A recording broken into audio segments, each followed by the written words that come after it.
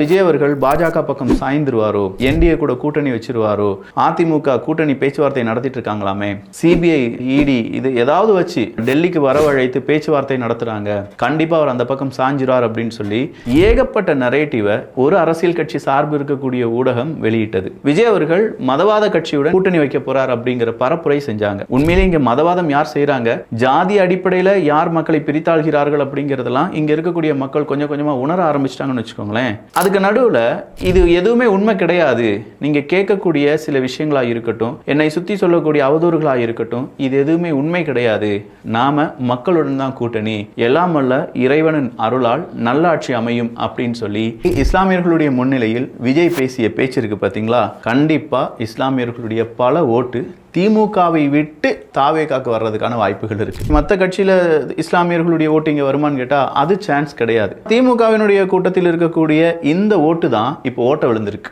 விஜய் அவர்களுடைய இந்த ஸ்பீச் இன்னைக்கு பல ஊடகத்திலும் வந்திருந்தது. நிறைய ஊடகம் இந்த மாதிரி செய்திகளை வெளியிட மாட்டாங்க. இப்பதான் தமிழ்நாடு அந்த தேர்தல் ஆணையத்தின் கீழ் வந்துவிட்டது அல்லவா அப்படின்னு சொல்லி சில ஊடகங்களுக்கு கொஞ்சம் தைரியம் அப்படிங்கிறதெல்லாம் வந்திருக்கு.